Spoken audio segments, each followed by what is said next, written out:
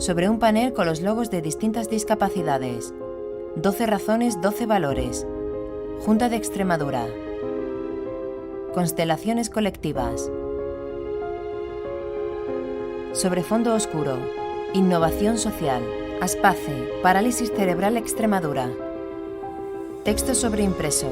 Asegurar los derechos fundamentales a través de políticas transversales, generando cambio social e incidiendo en aquellas situaciones que generan desigualdad en los colectivos más vulnerables. Felicidad. Y mucha felicidad. Y estoy muy a gusto. Parálisis cerebral. Y me ha dado muchas cosas. Por ejemplo, el deporte y compañeros. Y amor. Pues he conseguido 9 campeonatos de Extremadura, un campeonato de España, voy con la selección española. Espero que haya más sitios adaptados. Y sobre todo en el cine, que hay escalones y los monitores me tienen que subir a cuesta.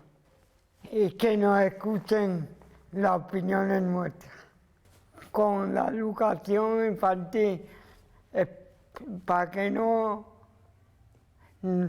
nos vean como una gente extraña. Apoyos necesarios para una participación sin restricciones en la vida comunitaria, específicos a sus necesidades, predominando las personas con parálisis cerebral con altas necesidades. Cambiar el pensamiento de las personas hacia los paralíticos cerebrales. Eliminar la barrera del pensamiento. Con ayudas, educación y apoyos.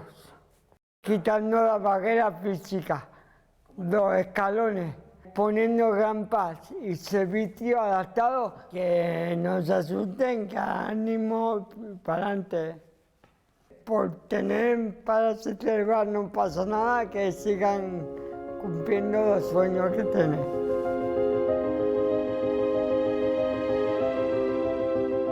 Junta de Extremadura, Vicepresidencia Segunda y Consejería de Sanidad y Servicios Sociales.